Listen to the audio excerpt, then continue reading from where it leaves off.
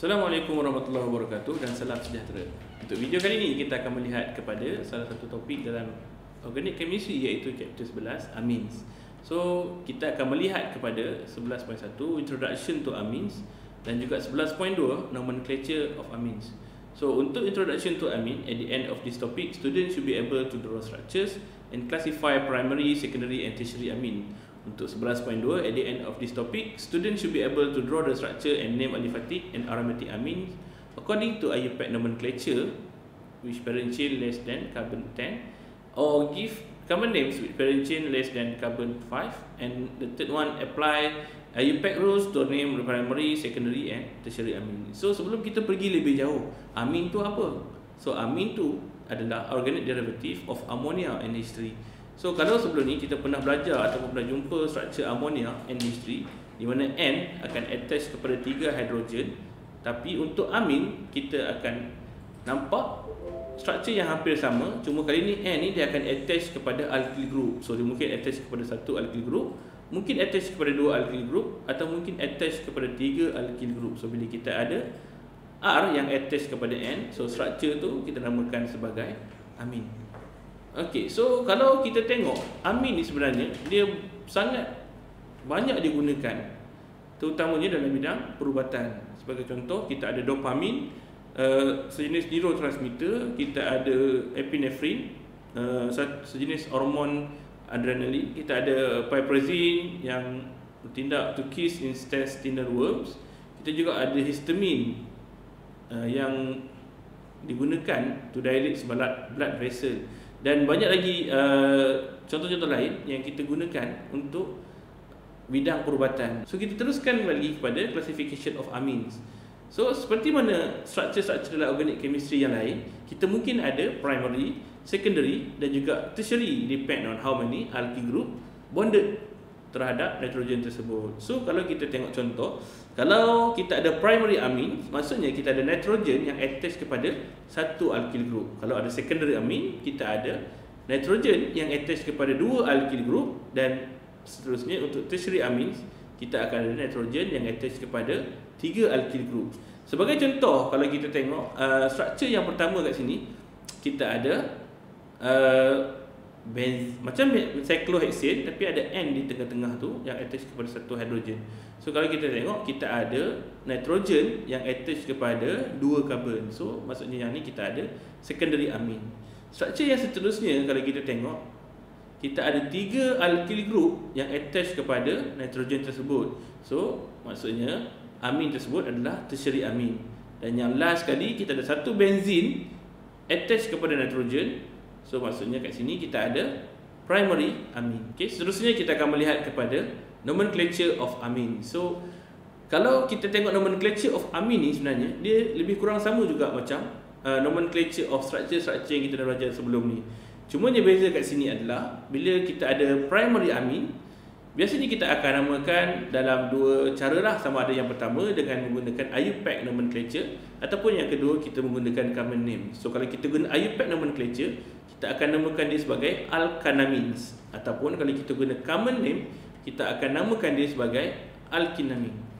Sebagai contoh, kalau kita tengok struktur yang pertama, kita ada CH3, CH2, NH2.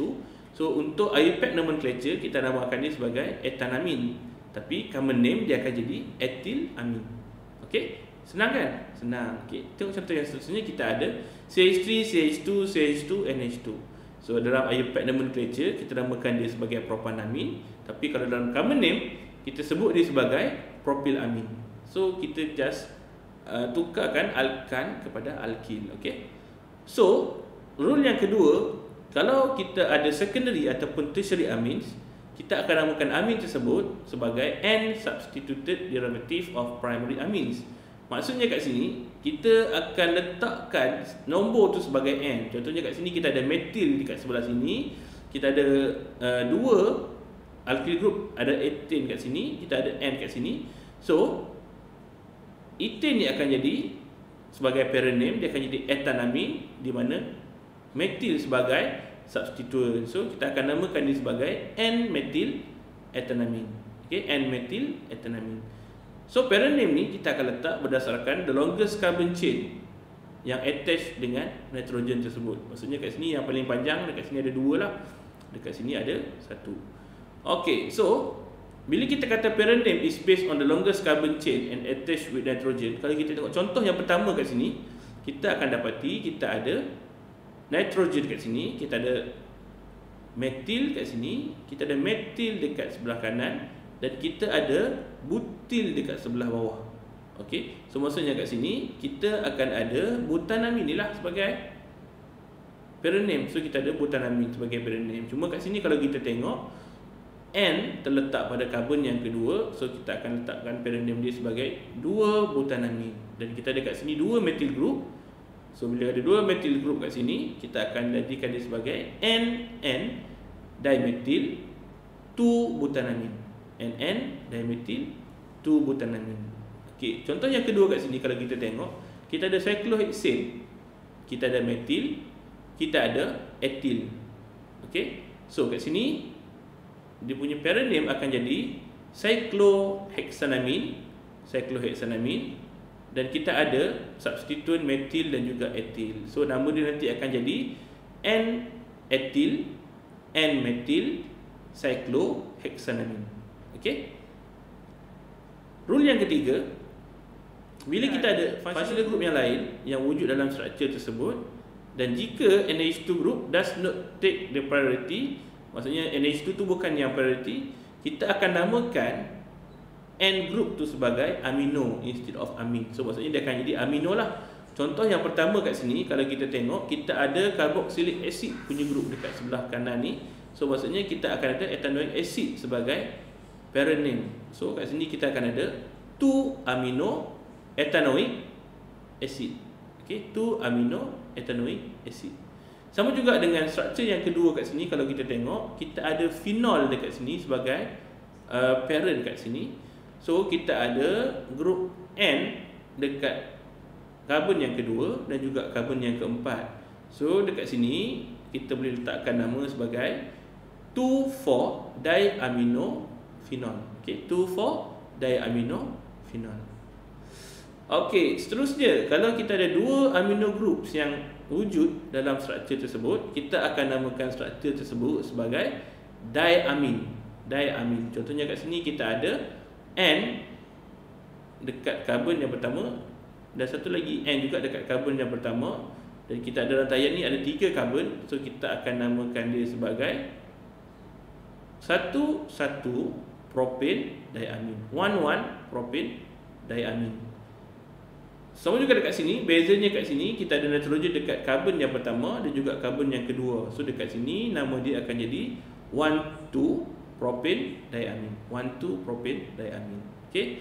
Dan yang last sekali, kalau kita ada aromatic amines, kalau kita ada aromatics and to attach kepada benzene ring, kita akan namakan dia sebagai derivative of aniline. So maksudnya kalau kita ada NH2 attach direct kepada benzene, dia akan jadi aniline.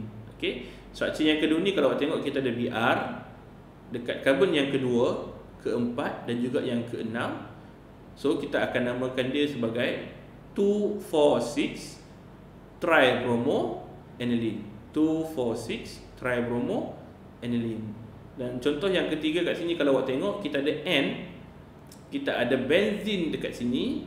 So kita boleh namakan struktur ni sebagai aniline, dan kita ada 2 substituent kat sini. Kita ada metil, kita ada etil. Okey, so kita boleh namakan dia sebagai N-etil, N-metil, aniline, N-metil, N-etil, N-metil, aniline. Okey, so mudah kan? Okey, so setakat itu dulu untuk hari ini. Terima kasih semua atas perhatian yang diberikan. Jumpa lagi. Assalamualaikum warahmatullahi wabarakatuh.